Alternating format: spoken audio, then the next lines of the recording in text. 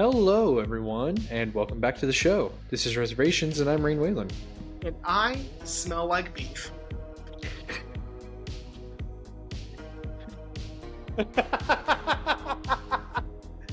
Oh, okay. I'm gonna be real. Yeah. That one was better than last week. Yeah, I know.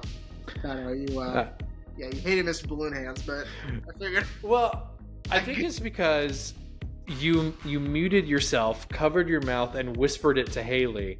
Yeah. And so I'm thinking like Oh my god, it's gonna be this. Yeah, like oh my god.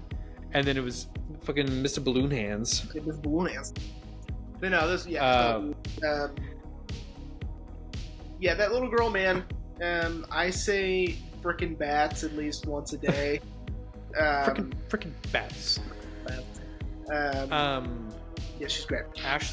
Ashley and I will quote the other one of her, the whole like Mom, get my nuts, get my nuts.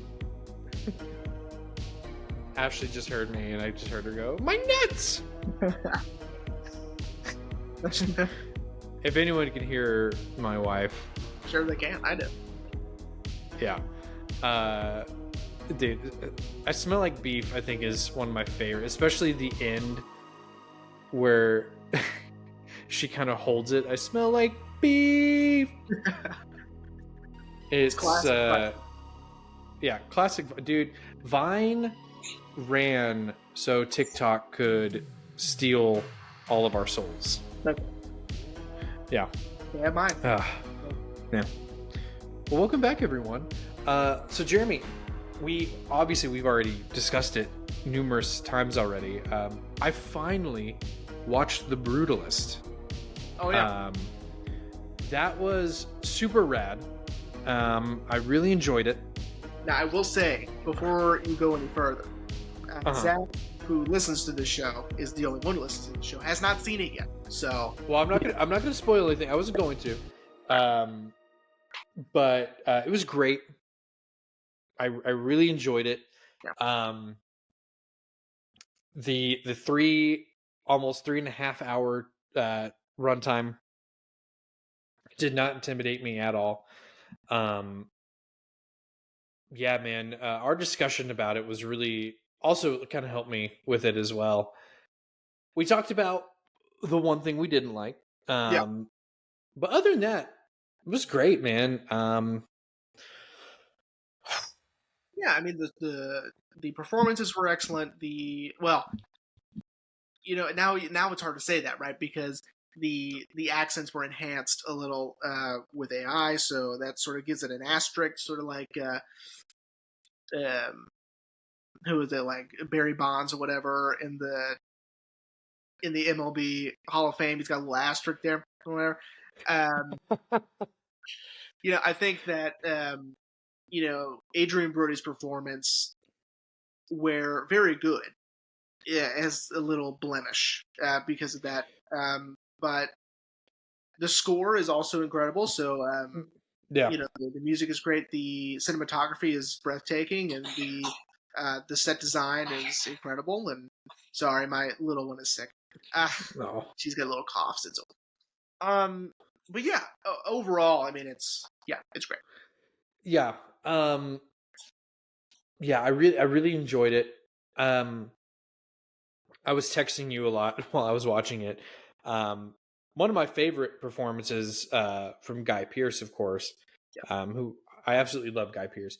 I think that's another reason why I was thinking about Memento today. Yeah, you had messaged me about Memento today. Yeah. But I mean, like I was telling you, like he was doing God's work, really making this kind of sleazy slime ball character who was very icky. He's icky. Yeah. Even before, right?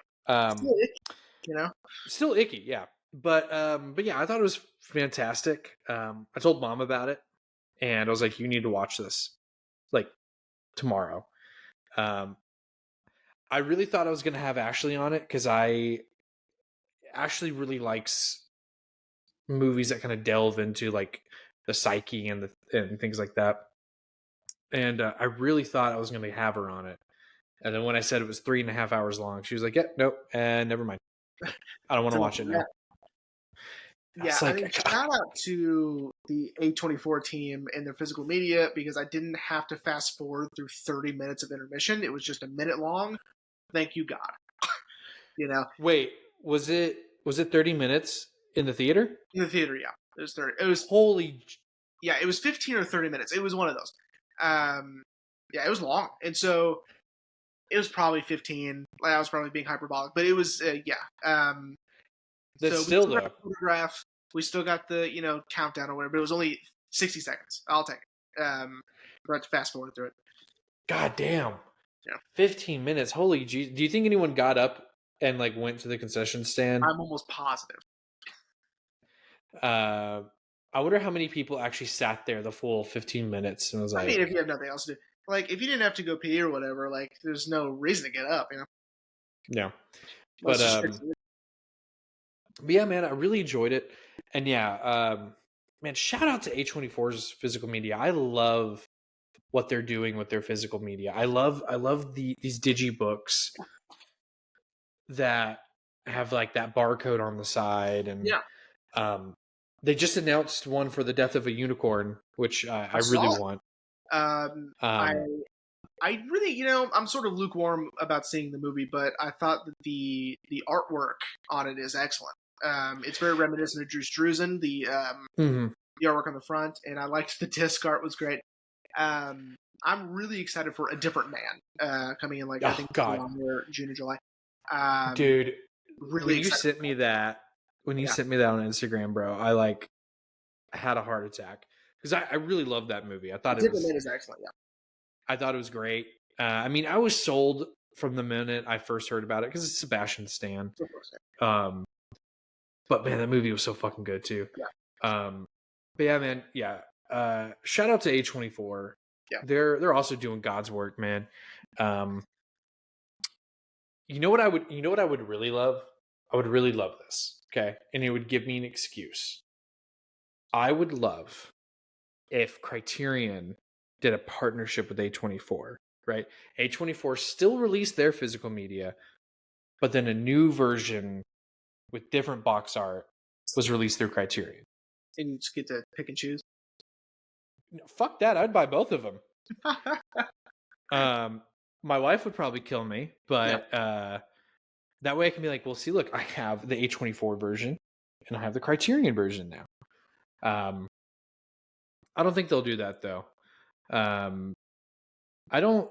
no. Has any of A24's films entered into the Criterion collection yet? I don't think they have. I have no idea. Um, we'll come back to that. Well, I this is when it would be beneficial to have producers and assistants. yeah, that way it could be like, hey, producer Dave, can you look that up for us real quick? And he's like, guys, you can just call me Dave. And yeah, producer Dave. Yeah, yeah, can you look that up real quick? And he's like, why did I agree to do this?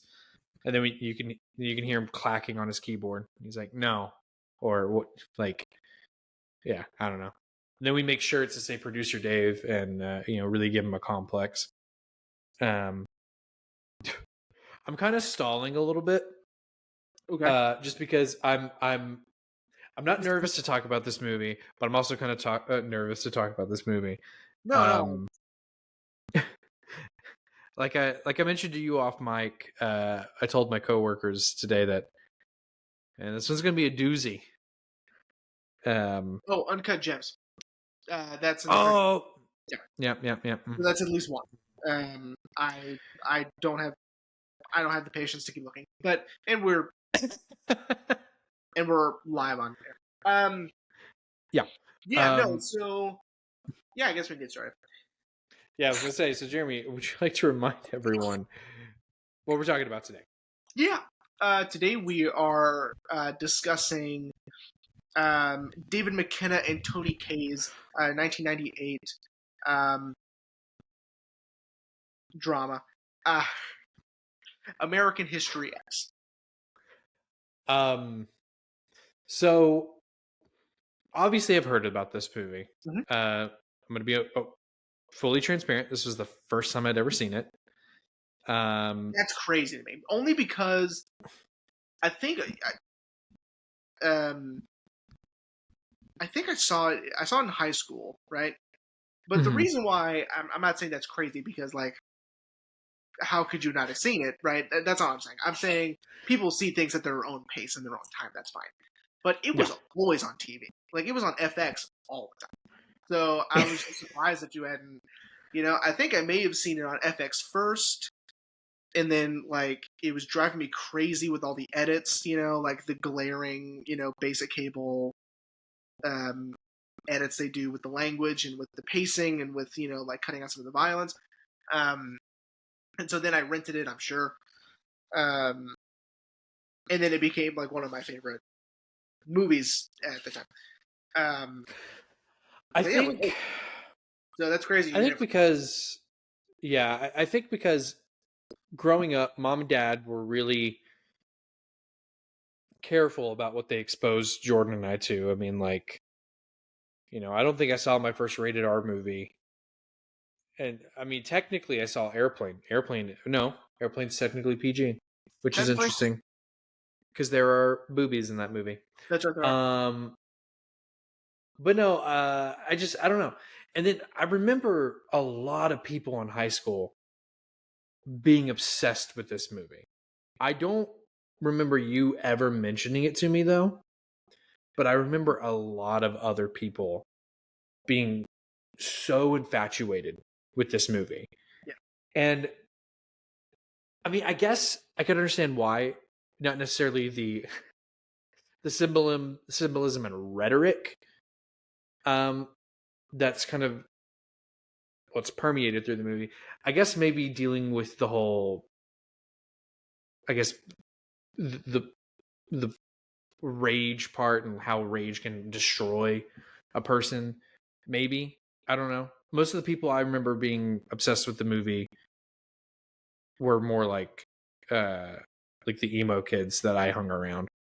yeah. I mean, Um, um, I think it was some of that. It's the redemption arc, and it's also the redemption. It's Danny's, you know, um, redemption too late.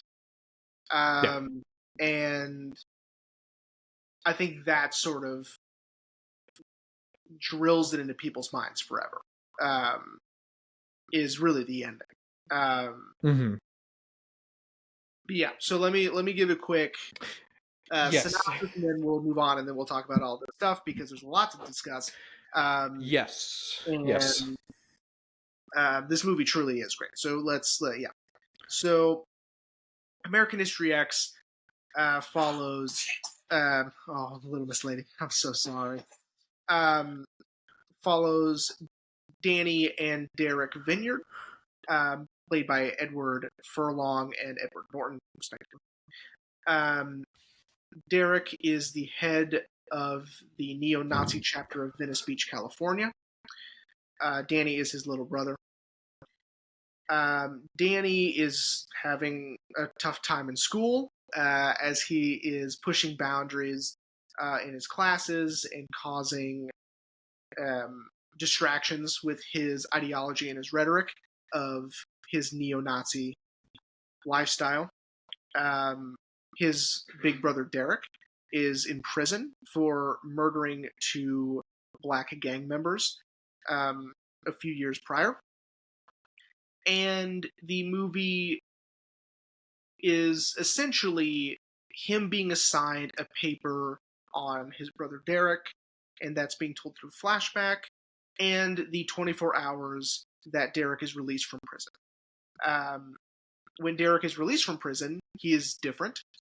Derek um, Derek has hair. Um, Derek seems different. He seems less burdened by anger. He seems happy and content. He seems more worried about his family and their well-being and their happiness. He also seems more distant towards his former friends in the DOC, which is the neo-Nazi chapter in Venice Beach that he runs, with Cameron Alexander, played by Stacy Keach. One of the most terrifying performances you'll ever see. Yeah. If anyone doesn't know who that is, he's Jimmy Brogan in the episode of Brooklyn Nine-Nine. Oh, that's right. Yeah, who also a real scumbag character too. Is he just known for playing scumbags? I mean, Stacy Keach is, he's rough around the edges. I'll say that. Yeah. Anyway, so when Derek gets back, he wants nothing to do with them anymore. He calls bullshit on the whole thing. He says that this whole neo-Nazi ideology is bullshit. It's just there to prey on vulnerable and angry kids, and then they're brought up with all of this hate and anger and resentment and fear, and it's going to ruin their lives. And he's over it. It's done.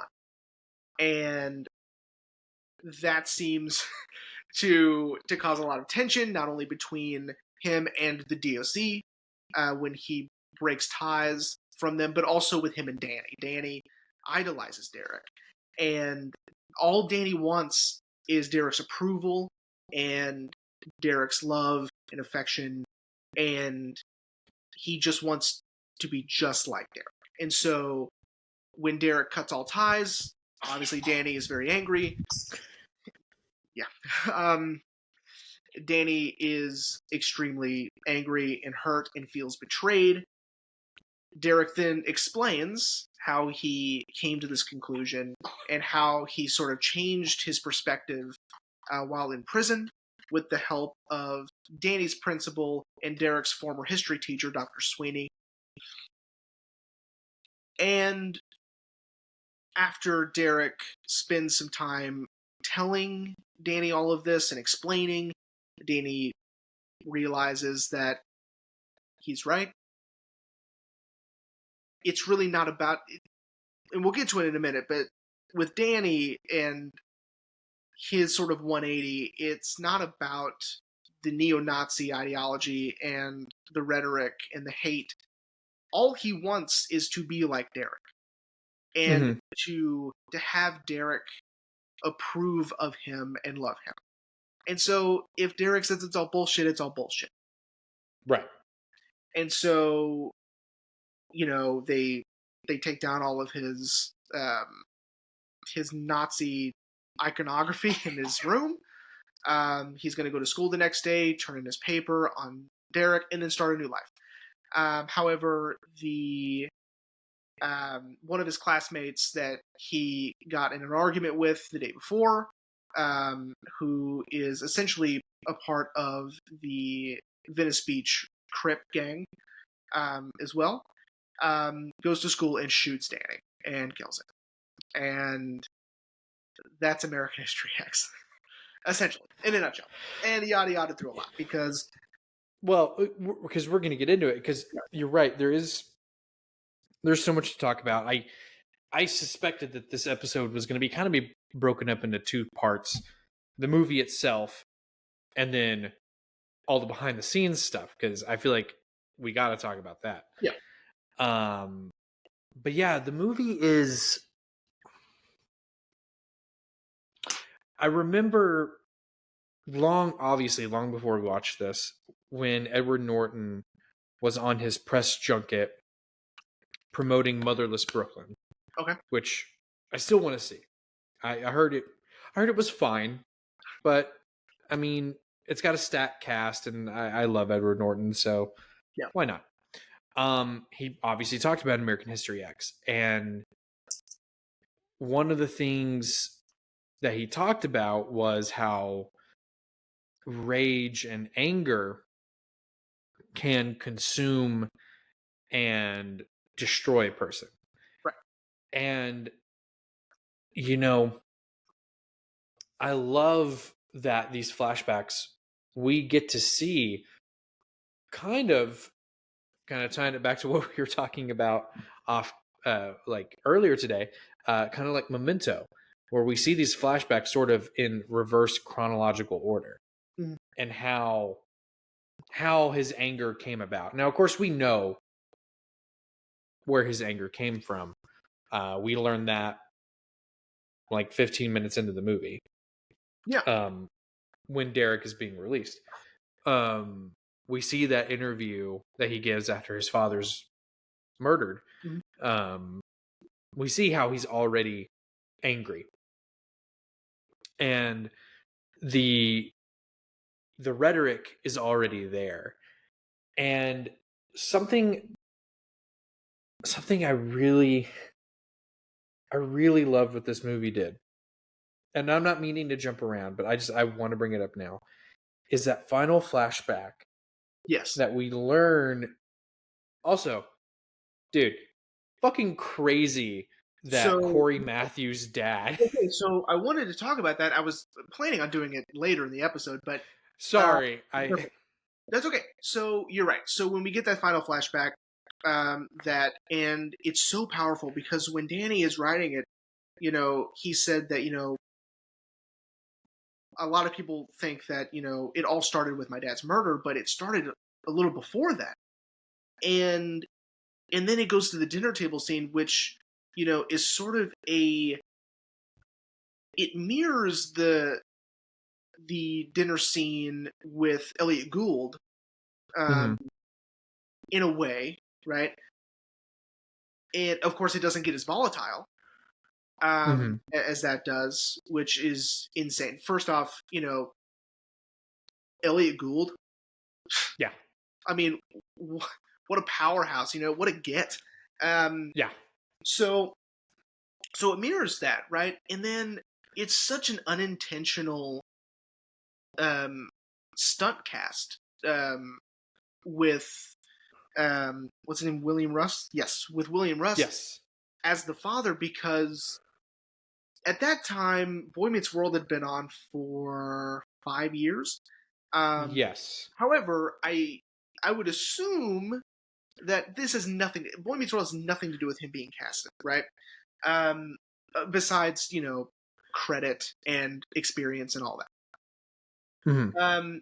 However, people our age now see him as a loving father figure, right? And so it's unintentional because that wasn't, I don't believe, the reason for his casting, but we have this overlay of all these years of seeing him as a loving, caring father, and then we see him influence his children into this hateful way of thinking, in this bias and hatred and Mm-hmm. prejudice and bigotry.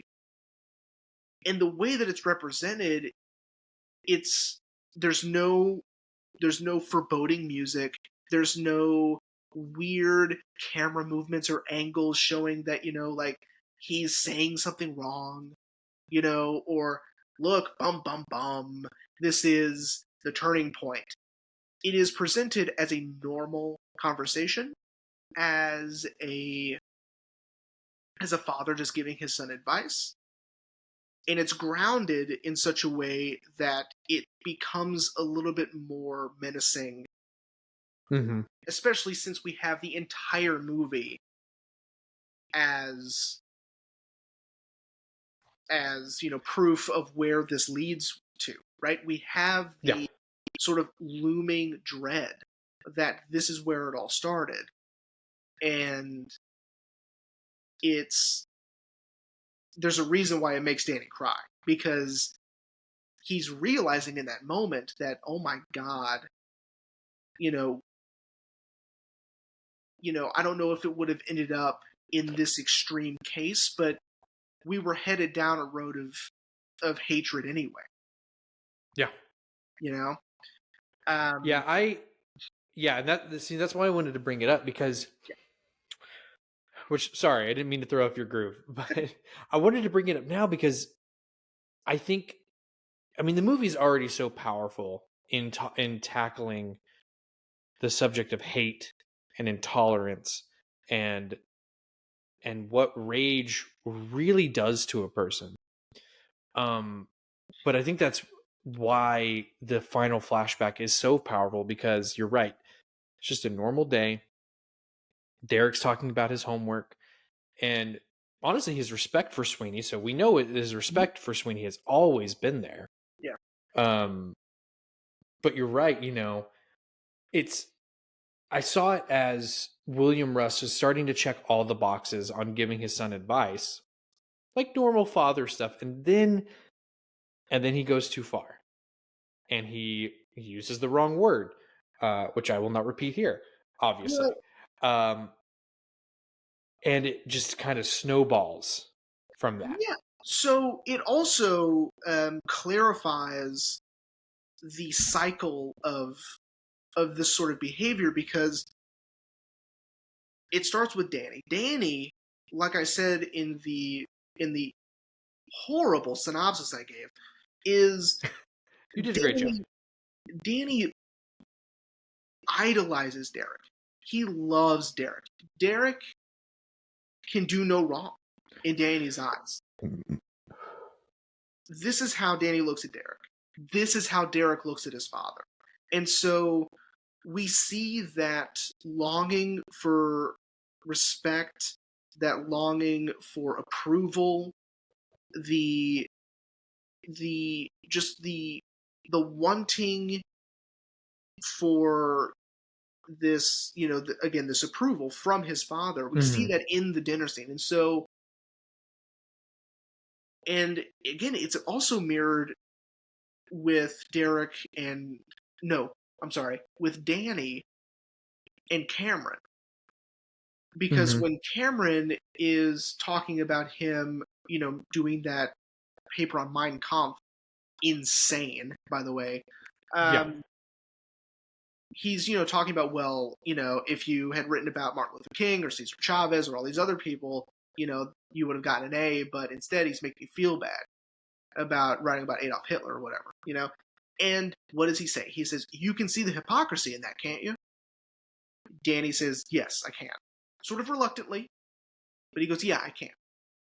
When we get to that final flashback, this is the exact conversation they have when William Russ and his, I think it's just Dennis, when he is talking to Derek about these book reports and Baldwin's book, The Native Son, which is what they're discussing, and that he goes, what, ace the paper, whatever, do whatever you have to do, right? But like this whole affirmative action thing, like this is me at work, and this is they're hiring these two black guys, blah blah blah. He goes, and my life's on the line because these guys, blah blah blah, aren't as good, or they got hired just because they're black, blah blah blah. And then he says, you can see the problem in that, can't you? And Derek reluctantly says, yeah, I can. You know what? You're right. You're right. I'm sorry. And it's genius. The parallels between these scenes and really the cycle of indoctrination. There's a scene in which is what this is reminding me of. There's a scene in the movie 42. Have you seen it? Which had I have not. I've wanted to. So he plays Jackie Robinson, right? Right. And there's a scene where it's like his first game, okay? And the crowd is going insane, okay? They are screaming and shouting and racial epithets and all this. And there's this sequence where there's this small boy with his dad, and his dad is shouting all of this hateful, racial epithets, one of which being the big one. And he's shouting all this stuff, and then the kid is looking longingly at his dad, right? And he's sort of confused, and he's not really understanding what the problem is, right? He's a child. Yeah. And then he turns to the field, and he looks at Jackie, and he shouts the N-word at him, right? And you're not expecting that. At least I wasn't, because again, we're so used to, these sort of scenes where he's sort of like, the kid's gonna be like, Dad, I don't understand, or Dad, be nice, Dad, don't do that. Instead, he's emulating, right? Mm-hmm. Which is not what I was expecting. It was such a curveball, especially to hear that little kid say that, right? Yeah. Exactly what this is. This is just emulation and a longing for approval, a longing for a place of belonging. And Derek had that with his dad when his dad died under these extremely unfortunate circumstances, by two Crip gang members, right? He has that hatred already planted where it was just a little bit, right? Like he sees it more as an inconvenience, I guess, or a sort of like, I guess my dad's right. It's sort of unfair. Like, the world is changing, things are changing, and it's scary and it's different, but, Yeah. once his dad dies, it completely changes, and that turns into full-blown hatred, and he is completely indoctrinated into this way of thinking. Now, what does he immediately do? Finds a father figure that feels the same. And that's Cameron Alexander. Yeah. The most dangerous person he probably could have associated himself with. Yeah. It's again, I'm sorry. I didn't mean to throw off your groove, No, it's but like completely I love that they saved that for the end, of course. because then knowing everything we know, kind of like irreversible, we now have all this looming information, Right. knowing where this is going to snowball into. And Cameron, finds exactly like you said, in your brilliant synopsis. Cameron finds these angry kids and indoctrinates them more and uses them.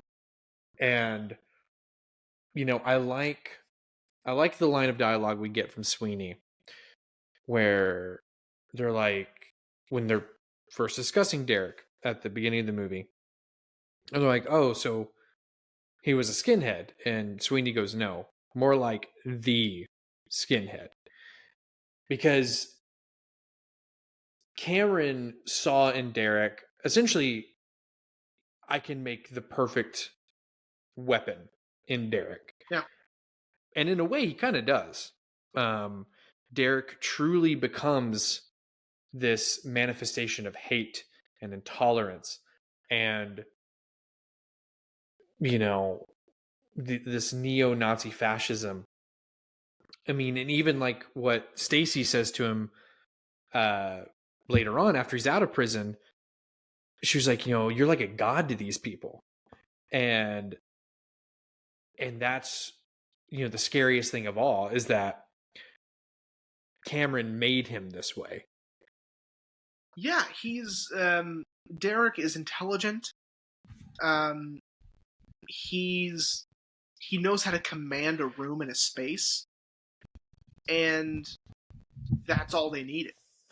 Was someone who is organized, intelligent, and is able to command respect and people's attention. Which is the complete opposite of all the other people we meet. Yeah. Because Seth is an idiot. Dude, Seth, I love Ethan Suplee. Yeah, I mean, who doesn't? He's amazing. He's so great. He's in a game that Ashley and I have been replaying. I think I've mentioned it before, called The Quarry. Mm-hmm. He mocaps a character and they digitally scan in his face, so it really looks like him. But Ethan's fantastic. But yeah, Seth is literally a big dumb idiot. Yeah. To quote Steve-O from SLC Punk, he's a fucking hick. Is what the rest of these people are. Yeah, kind of, because they're just following, Derek or Cameron, Yeah. and like these guys are just they have all of their angst and hatred and anger all misplaced. They Hmm. just have it here, and um, what I found more unsettling is that like these are just kids in high school, you know. Yeah. Um, Yeah. Yeah. Because Derek's like a senior in the final flashback, right? uh, yeah, and Danny can't be more than a junior. Like he's probably like a sophomore or a junior in high school. And if I'm Well, I not was gonna say mistaken, because then they have a sister. right. So, which is another thing I really appreciated about the David McKenna writing this family, the Vineyard family, is that the mother Beverly D'Angelo, incredible, Yeah. um, and the sister Davina, don't they don't hate like this. They don't understand. They're not about this at all, um, Hmm. which I appreciated because I didn't want it just to be the entire family is racist. Like that's not no, that's unrealistic. And I liked.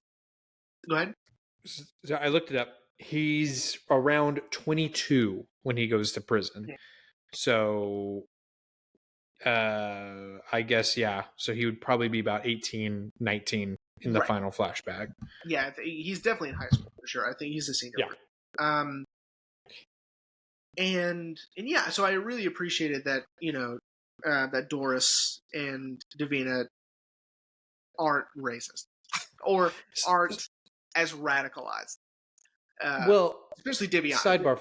Davina is completely against it. Yeah. Also, sorry. I Sure. don't mean to harp on this. I just realized everyone in this fucking family has a D name. Dennis, Doris, Oh, Derek, Davina, Danny.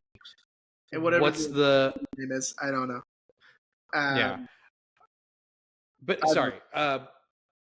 But no, you're right. Davina, even in the dinner scene with Elliot Gould, know. they essentially call her to use a modern term, a liberal snowflake. Right. Um, and you know, but Davina, what I love about Davina is that she seems to be the only one who can call Derek on his bullshit, which she has to be. Um, as we've been discussing. Oh, move my computer. Um, Danny loves Derek. Danny's going to agree with Derek no matter what. Doris is sort of numb. She's not going to do anything to push her oldest son away. And so that kind of just leaves Davina to be the pushback. Yeah. To be like, no, this is wrong. What you're saying is idiotic. You're more intelligent than this. Um, grow the fuck up. Um, which I don't know if we should chalk up to her being the middle child or not, but I did really appreciate that they wrote someone that'll push Derek back. That's not an authority figure Right. in That's his close life. to him, but not right. Not over him in any sort of way. Yeah, I agree. Um, yeah, that dinner scene is intense, and also holy Jesus. um, was sort of rewritten into the script because as David McKenna was writing the script, he was already writing it, and then that's when Rodney King happened, and so Mm-hmm, mm-hmm. he's like, oh, let's add that in there, because that would Yeah, obviously be a topic of conversation um, in that household. And yeah, I mean it's brutal, man. That scene is intense, and it gives the context for Elliot Gould in the beginning of the film of why he's mm-hmm. so angry at Danny, instead of just giving him an F and um, or failing him for the year or Yeah. whatever you would do in that situation. He's truly angry and wants him gone, forever. He wants him expelled. Yeah. And again, it's because they see so much of Derek in Danny in these moments, which is Yeah. terrifying. Mm-hmm. And if I'm not mistaken, and this is where like the sort of detail comes in that is not, it's appreciated, but it is not highlighted in the boot. I think he has red laces on his boots, which means he's really in it. Like he Mm-hmm. is in this neo-Nazi chapter. Like he's a member, you know. I I might learned need to this. rewatch it. I learned it through Green Room. But the laces Dude, matter. shout out to Green Room. We'll see. So, I but see, I misinterpret that with like the UK like anarchy thing. Red laces means cop killer. Um, but because Spider Punk wears red laces Right. on his boots, and he's an anarchist. Right. Dude, we're not going to get into that right now because fucking Hubie Brown is awesome. So okay, so I want to talk about now Derek's 3 years in prison. Okay, yeah. Because I love that during Derek's narration, we never cut back to him and Danny at the park or wherever they're at. Mm. We get to really sit in Derek's anxieties and really his rock bottom for this whole sequence. And I love that we get to, with Derek, get to see this friendship between Lamont blossoming, and Derek. You know, we see sort of the neo-Nazism start to crack, really, with all his interactions with Lamont. Well, and I appreciated that it isn't just that. I think Yeah. that would be a little too after school specially, like I agree. like all he had to do was hang out with someone of color for a year and Yeah, no. year. No, I it was his interactions also with that that neo-Nazi gang in prison, right? Mhm. Because to Derek, this is his whole life. Right. He has dedicated everything to this. And so when he sees people be hypocritical with their ideology and, with what they stand for, whatever, by intermingling and doing deals with the other gangs of different races, Derek has a huge problem with that. Now, Derek, again, he is 100% in on this. Yeah. And so you can feel that tension where, you can tell that he has just been preaching them to death about all of this. And they're just sick of it. Because to them, it's like, dude, even we're not like that, and we're neo-Nazis in prison, and Yeah. we're not that, indoctrinated. That's crazy. And this is just what it is to survive, man. You just got to relax, Mm-hmm. And I found that very interesting. I do wish that we had gotten more of the prison stuff because, like, it does seem a little. It's not. I don't know if it's lackluster or whatever, but I just feel like it's such a big part of his transformation and Mm-hmm. his redemption that it's sort of not as prevalent within the movie as it should be, I think, because the movie opens with that night, Yeah. Like, Yeah. And and you weren't lying about Veruza Balks. well, yeah. Yeah. Dude, sorry. We've all seen her in very unhinged roles. We've all seen the craft. Okay. Um, I think this is her most unhinged role. Of course. Like truly, I truly believe that. Um, I think Vicky Valancourt was Adam Sandler trying to be like, "Hey, people know you're crazy. I'm gonna fix that." And she's still crazy as Vicky Valancourt. Um, but anyway, sorry. Yeah. Um, no, I can see what you're saying It's like the whole about. story is culminating to his time in prison because he's different when he comes out, right? Mhm. And I get that we're exploring his interactions with people both before and after, which is very important to the story. But I don't know, and Mhm.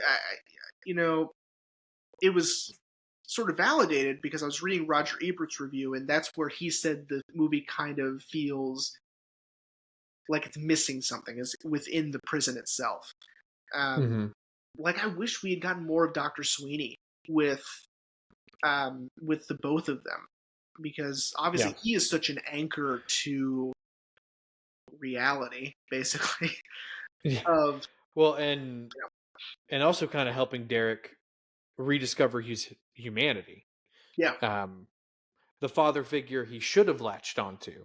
agreed. Yeah, Sweeney is always that ever present sort of shining light in their lives that they should have gravitated to. And you're right. Um, that when when Derek's dad died, he should have went straight to Sweeney, but you know that hatred had already been planted. So I mean, it's too late for that. But Yeah. But yeah, no, I do see what you're saying. Personally, I'm gonna be real with you, buddy. I was okay with the prison sequence being kind of condensed. sure, Um, it makes sense I think either way. yeah. I mean, because we hit on the points that we needed to know. What changed Derek while he was in prison? I guess I would like to see maybe some more interactions with Lamont, um, and maybe more with Sweeney during Derek's healing process. Because I mean, he's already been looking out for Derek because he Right. tells Derek like, "Yeah, I've already gone to bat for you, essentially."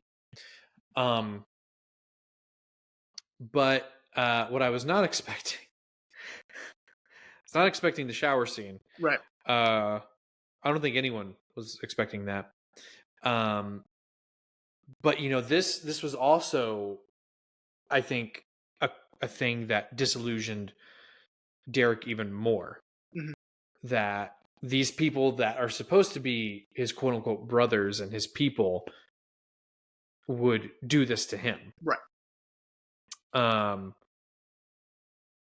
I wouldn't say that was like the majority of it. I would say, if anything, it was them using what he believed so wholeheartedly in, like 80%, his interactions with Lamont, probably about 15%, and this, like, the 5%. This was definitely the straw that broke the camel's back. So I'll tell you what I think the final nail in the coffin was. Okay, Mm-hmm. and it's just such a simple realization that Sweeney gives to Derek, which is, has anything you've done made your life better? And the answer is, Mm-hmm. if anything, it's made it worse. I mean, look where he is, Yeah. right? Um, Yeah. he probably listen, um, because like when I was in high school, it took me a minute just to realize, like, again, living in Texas, okay, it. I was like, well, they were on his property. You know what I mean? Like, they were breaking into his car. They had weapons, self defense, right? Like, but really, it was only for a split second. Okay, in high school, and then I'm like, well, he went the extra mile. Yeah. So because it is curb stomping is a hate crime, Yeah. plain and simple. Full stop. It's a hate crime. So it's almost like he I don't know. I mean, it doesn't give any sort of specifics in the movie about what the legal process was for his incarceration, but Well, all we know is had Danny testified, Derek would have gone to prison for life. right. Um, and I mean, yeah, I guess he got lucky, or Danny just again, it's the he idolizes Derek so much. That's a tough scene to watch. Yeah. And honestly, okay, for me, and it always has been, even this rewatch, and I've seen this movie several times. It's the sound of the teeth on the concrete. I don't know what the Foley artist, I don't know who it was or what they used, but it's the teeth on the concrete that just gets me every time. Yeah. Yeah. What made that scene more terrifying was the look on Edward Norton's face. That almost look of pride Definitely, and yeah, also I think at that moment we were maybe meant to believe that Derek's too far gone. Maybe from a maybe narrative standpoint. Derek. That's obviously like the peak of Yeah. his right of his time believing all that he does. But you're right. That scene, it's the slow motion of him preparing to be arrested, and he does the eyebrow thing, The to Danny, yeah. in sort of pride and satisfaction, and that, sort of a way to tell Danny, it's like, see, um, look what I did, right? Or like, I protected our family from these awful, evil, nasty monsters that we've hated our whole lives, right? Yeah. I was right. See? And I don't know if it's intentional or what I'm supposed to gather from um, the remaining of the scene, which is his facial expression completely changes when they start to cuff him and pick him up and put him in the car. Then he seems more angry and more, I wouldn't say confused, more just more resentful, I suppose. Maybe maybe maybe thinking, this rhetoric that he's so wholehearted believe would protect him Sure. from being arrested. Right. That maybe the cops would see it as like, oh, you were defending your home. You're fine. Yeah. Maybe, I don't know. But I did want to bring up one other thing about Derek's time in prison. You mentioned earlier about the two scenes about Cameron talking to Danny and then their dad talking to Derek Mhm. about the quote unquote hypocrisy. Derek gets another lesson in hypocrisy from Lamont, Mhm. where he's like, man, how'd you get 6 years? What did you do? And Lamont's like, it's embarrassing. Like, you don't got Right. to worry about it. And it's because he stole TV. And Derek's like, they gave you 6 years for stealing a TV? And Lamont says, well, he lost his grip and dropped it on the cop's foot. And they took that as assault. And because he was a black man. And I love that you actually kind of see the wheels turning in Derek. Mhm. Like, well, hey, wait a minute. Like, that's not right. If you dropped it, that was an accident. Like, that's not assault.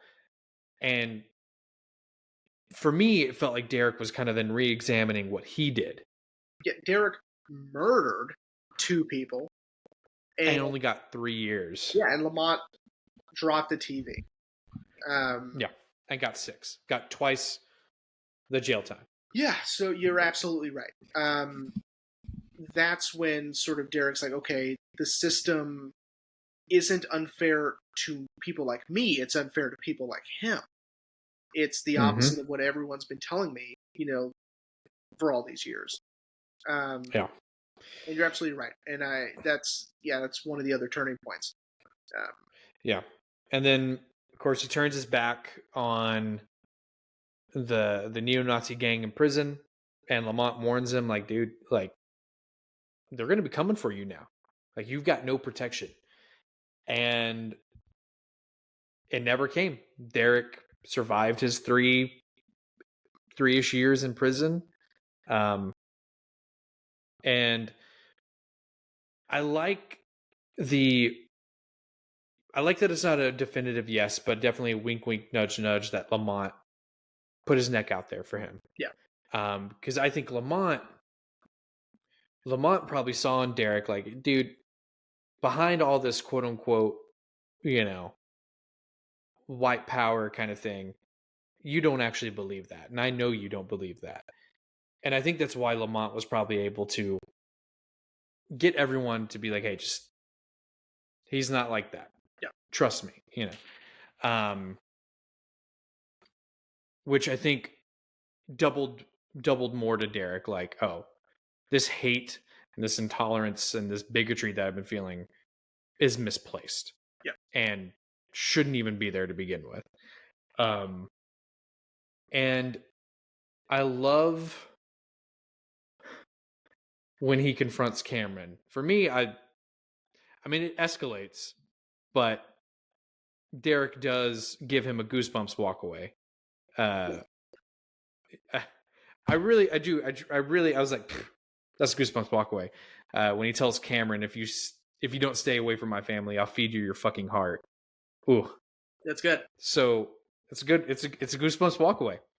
But like that whole sequence, man, I think gave me more anxiety because he's got to get, he's essentially surrounded by a bunch of murderous, angry white people. Idiots. And he's got to get his brother and get out of there. And I think he fucked up by telling Stacy first. I think he should have kept that to himself. Yeah, well, it's a testament to, like, he really does like Stacy. And he thinks that she likes him for him, and that's really not the case. She's too indoctrinated. Nope. Yep. She's too lost in the sauce. Yeah. I mean, obviously, have we not seen The Craft? I've already made that joke. She gets too lost in the sauce in that movie too. Let me tell you. So when I first saw this movie, it gave me such a sense of anxiety, and it made me feel uneasy. And this is going to sound so stupid. Okay, I need to preface that. Okay. Because I'm such a lame. I was such a lame kid, and a lame adult as I grew up.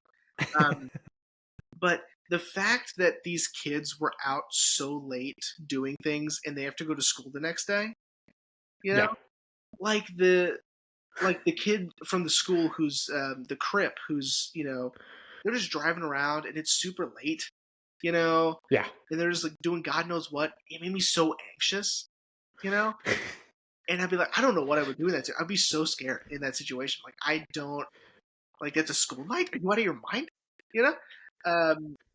It's so stupid. I know, but that's how I felt. And then, like, everyone's at that party at Cameron's house, and it's like a fucking Tuesday night. Like, that's crazy. Yeah. And I can't go with your kids at this white power neo-Nazi rally. I'm gonna be real. I kept forgetting that too. That Danny at least is supposed to be in high school. Because fucking John Carter over there. Refer along, man. Yeah. So. Okay. So.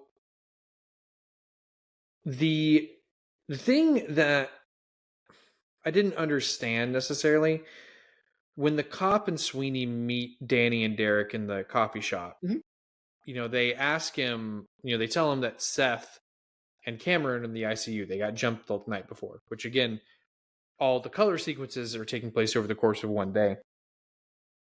So it was at the party. But I didn't see him really hurt Seth. He just disarmed Seth. Oh, they're not talking about what Derek did. They got I believe they got jumped after that, after Derek left. It was my understanding is that this happened Oh, after he left. So yeah, he fucked Cameron up a little bit.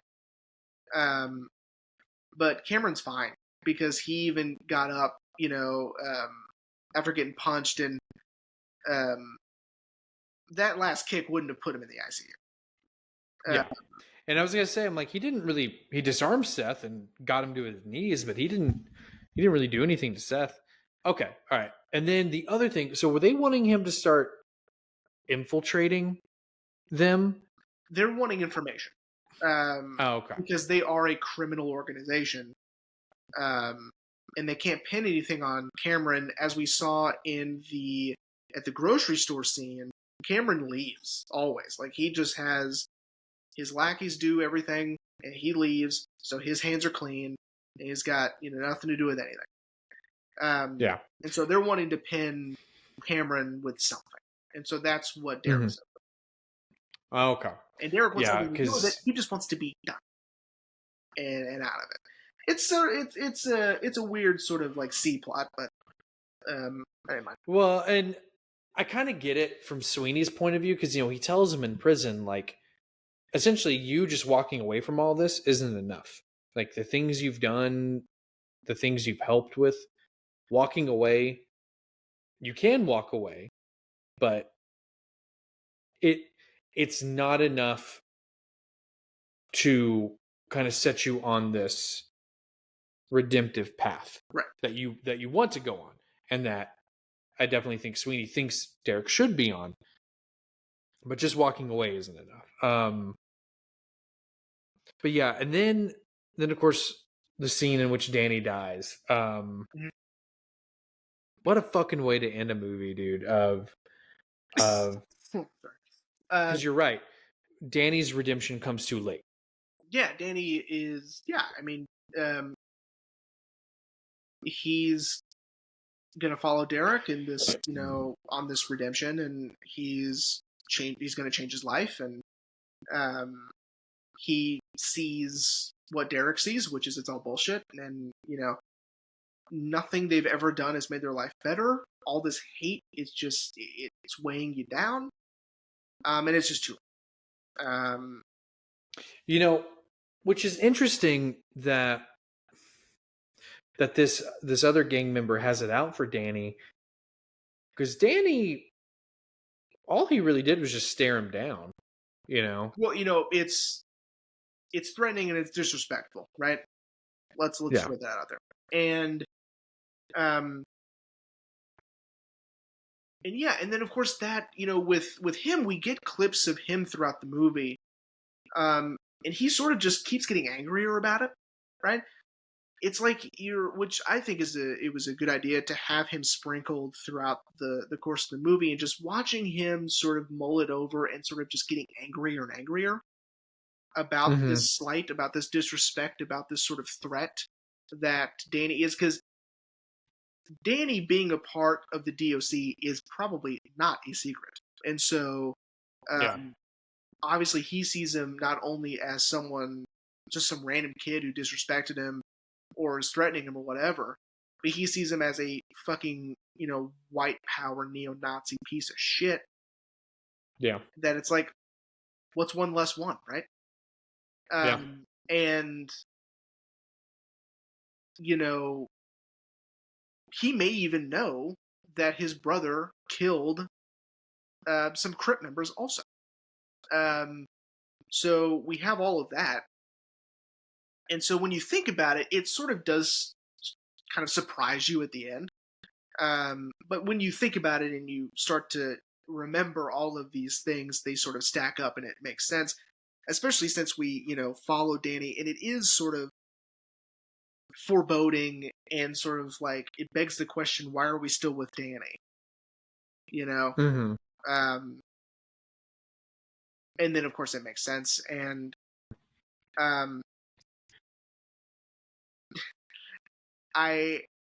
in college, I had mom watch it, because mom's always talking about like how,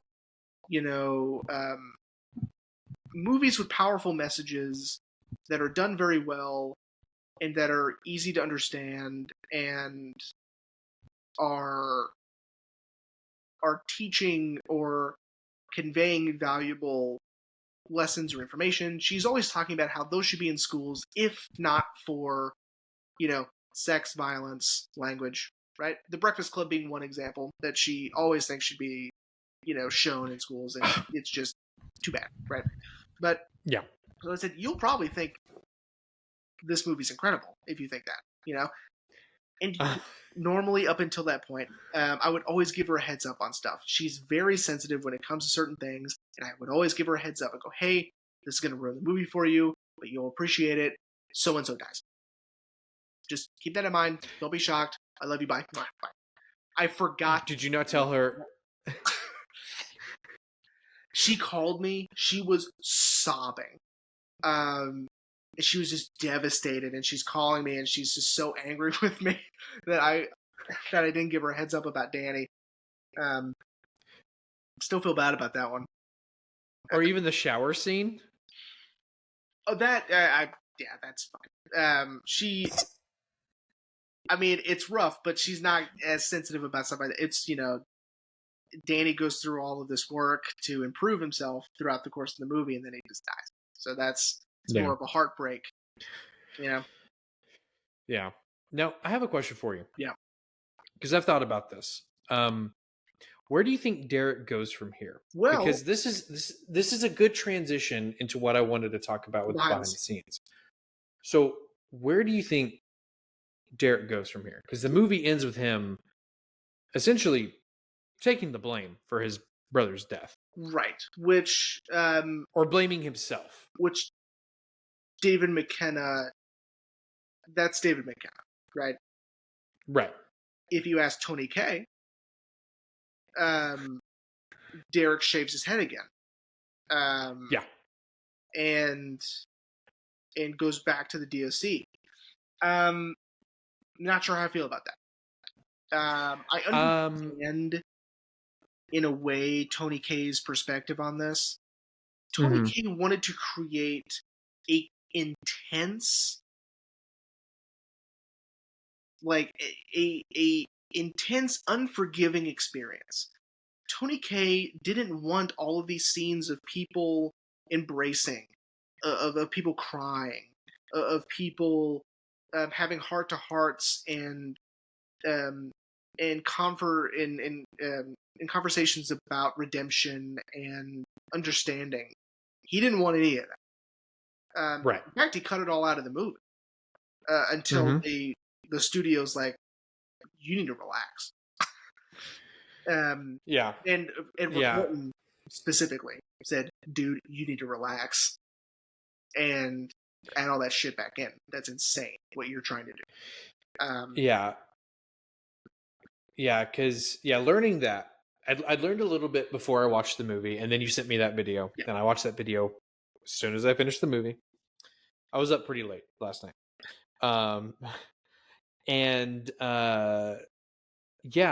Because I'd always heard that Edward Norton was difficult to work with. But I don't think in the sense of what we think of when we think of like Marlon Brando being difficult to work with, especially later in his career. Most definitely. I always had the assumption that Edward Norton knows what he wants. Like The Incredible Hulk.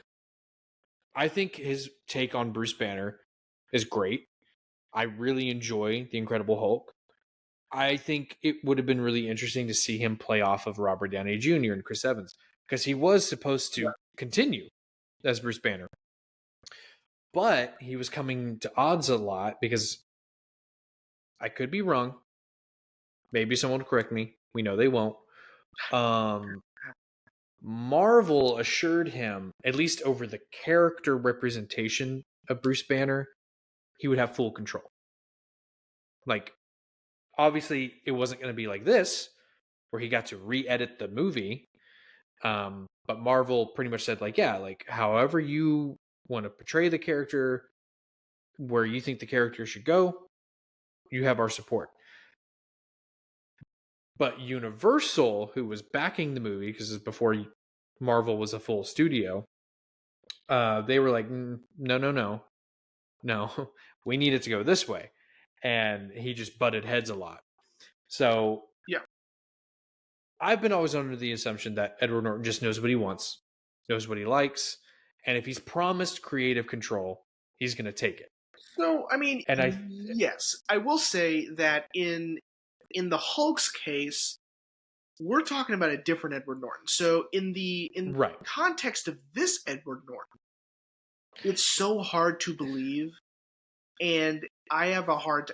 I know it, and I can see it, and intellectually, I know this to be true. But this is 2 years after Primal Fear. That's it. sidebar. Primal Fear will 110% be a future episode. Okay. I fucking love that movie. So this is 2 years after Primal Fear. Right. Insane to think about. That Yeah. this is the same person, right? So he had done Primal Fear, he had done The People versus Larry Flint, and then this one, right? He did like 2 other movies in between that too. Which is a fast turnaround. We're talking like, in 2 years, he's done like 3 or 4 projects. So he is a rising star. That's fair. But to have this level of dedication and control and sort of entitlement to the story and the character, I can see how that would rub someone the wrong way, because it's like, dude, I get that you're good, but you haven't been doing this very long, and so, but also in Tony Kaye's case, he hasn't been doing this very long. He don't be making commercials and music videos, which that's how a lot of people get started. That's how Spike Jonze got started. That's how David Fincher got started. I mean, it's like, it's what you do. And, Tony Kaye is very eccentric. He's a very odd person. So these two, I mean, it was destined not to go well. With these two opposing forces, because, I mean, Tony Kaye is just so passionate, dedicated, but so strange and so eccentric, and Edward Norton just, knowing he's good, knowing that his name means something to this project, and having the being the main character in your back pocket. I mean, that's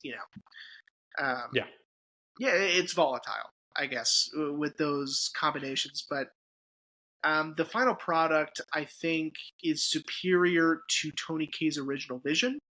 I do like Tony Kaye.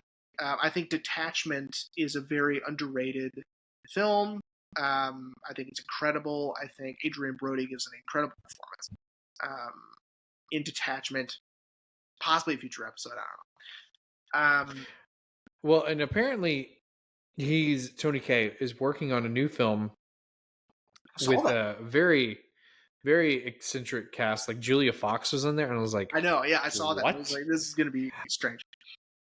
I also read, I don't remember it was Tony Kaye. I think it was Tony Kaye, is wanting to do a sort of follow-up to this called American History Why. I hate that title. How about we brainstorm again? Huh, bud? With I can't pronounce his name. He's a really big character actor. He was in Blood Diamond. I know exactly what you're talking about. It starts with a D. Mm-hmm. But apparently he's the with him, that's also in Guardians of the Galaxy. Like, he's in the mm-hmm. Morag. No, not Morag. That's the planet. Korath. Yeah. He's also in Shazam. He is the wizard Shazam. Big character actor. Can't pronounce his name. But yeah, I agree. The video you sent me, I watched another video. Everything I've read, I don't think the movie would have had the impact. Like, this is no disrespect to Tony Kaye. I think what he did was brilliant, especially considering he also was the DP. Yeah. So literally everything that was shot, he shot on his own. it's no disrespect to him at all, but I do think had New Line Cinema allowed him to release the cut of the film that he thought was good, I don't think the movie would have had. I think the movie still would have been good. I don't think it would have been great. No, I think people would look at it as sort of, oh my god, have you seen this unrelenting, angry, bitter film? Yeah. Starring Edward Norton, like, because if he wanted to take out all these moments of people connecting and understanding each other and working things out, and that's what the film needs. I mean, that's the whole point. Yeah.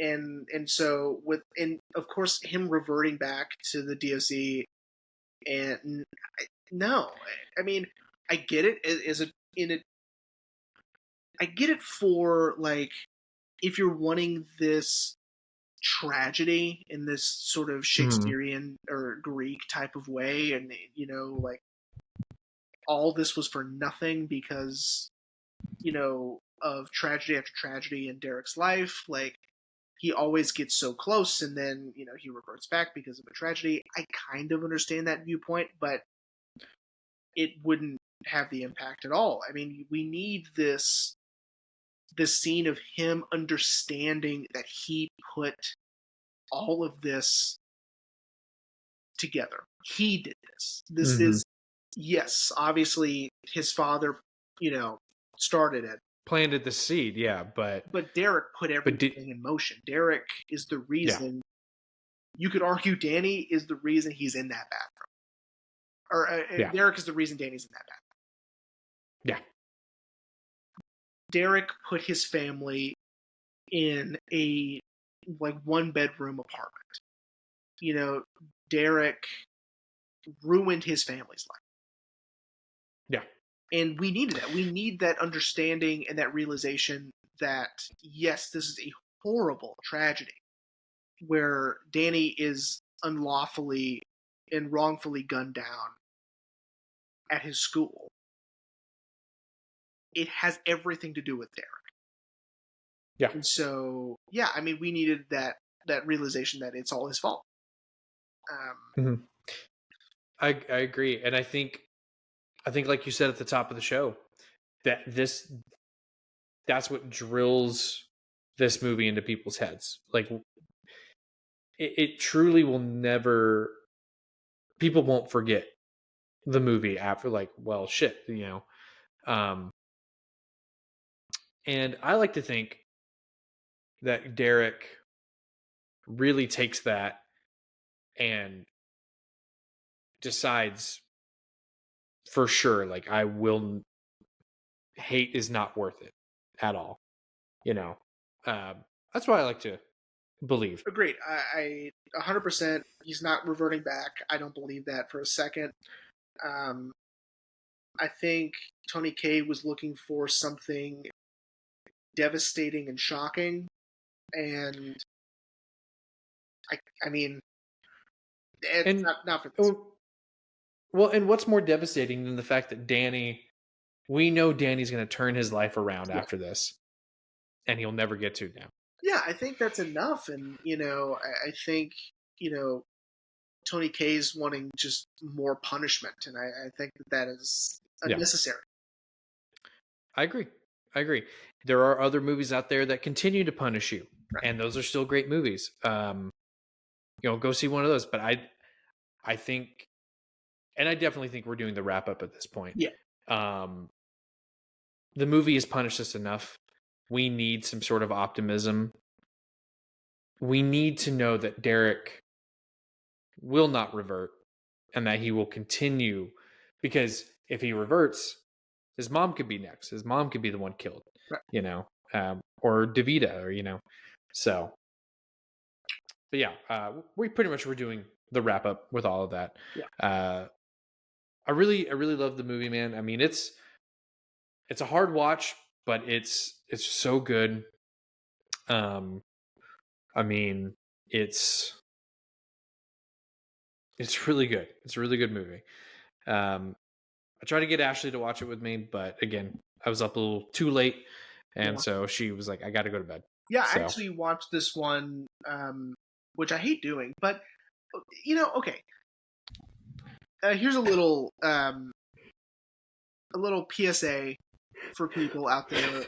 I don't like it when people try to where movie people try to make you feel bad about how you see a movie.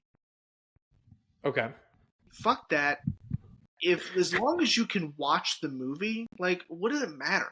Like I watched it on Tubi on my phone doing dishes, doing laundry. high five. I'm So not, did I. it's fine. I hate it when people are like, "Oh, don't watch it on your phone." Like if you're watching on your phone, you're not watching the movie. Fuck you. Like as long as you can experience the film, no matter how you're able to do that, because some people in certain circumstances, my very busy lifestyle at the moment, having a very young child, sometimes it's all you can do, and that's fine. So Yeah, don't let people tell you that watching a movie on your phone or on your iPad or whatever is bullshit, because it's not. I Watch it I however. agree. Yeah, I fully agree. I enjoy putting in my physical media, but I also like getting on Netflix or wherever it's streaming Yeah. and watching it that way, By the watching it way, on my phone. Yeah, Tubi, so I don't know who they have on staff, but curating these movies. well, no, but um, the commercial placements are perfect. I don't Yeah, know how they are they painstakingly going through and finding breaks in the action or in the scenes. It's incredible. Shout out to that, because they're yeah, not like breaking in the middle of a sentence or in the middle of a scene. It's always an in between, a transitional period. Amazing. yeah. Well, I guess you're gonna have to watch some other movies on Tubi and see if they do the same thing. Yeah, I should. Whoa, Sharknado! Yes. Well, all right, buddy. Well, are you ready to hear what we're talking about next week? Yeah. Because I'm gonna be real, man. I'm excited. Okay. Um, so again, still sticking with my criterions only. Um, after after this movie, I was like, man, once again, I need something a little lighthearted. And I looked through my list, and I was like, I don't know. We're saving one movie specifically for my last pick Mhm. of the season. Okay. That'll be revealed later. Jeremy already knows what it is. Can I tell you what I was going to go with? Sure. I was going to go with Fantastic Planet. Okay.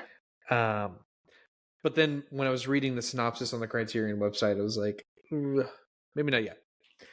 So I went through, I looked at all my other Criterions I haven't seen yet, and I landed on this one, and I'm really excited.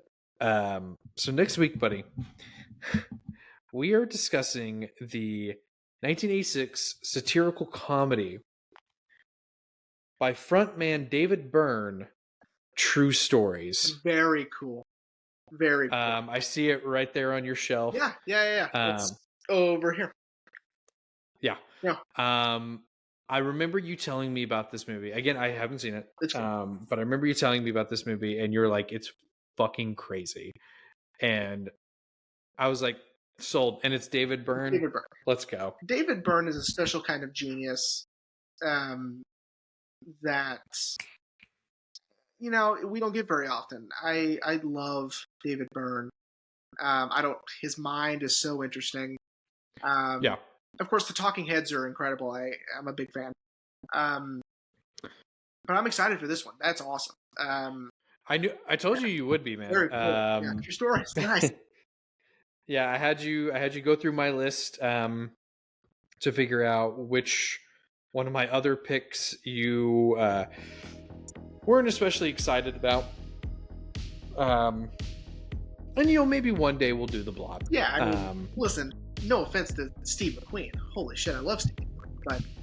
But he's gonna rise from the grave and be like, "You don't love me, man?" We're like, "What's up with that?" I've seen The Great Escape several times, sir. I'm so sorry.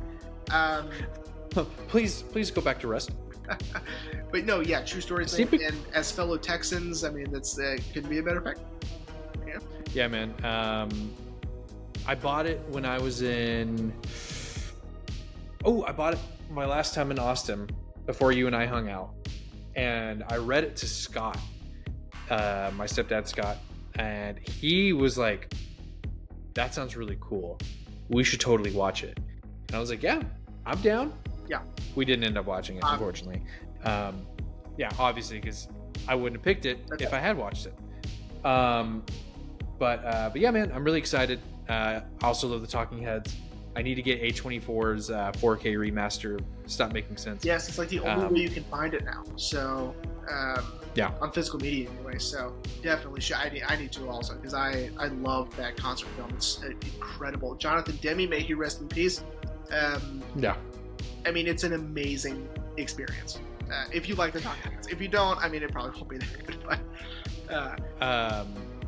I mean, we both almost got it when we were at Waterloo. So expensive, dude. I know, dude. They had. Look, I love Waterloo. Hang on, everyone. We're wrapping up the show. I love Waterloo, but they had it marked up way too fucking high, and I can get it for cheaper with my A24 discount. Yeah. So, sorry, Waterloo. Love you if you're the owner is listening. Yeah. I don't think he's listening, or she.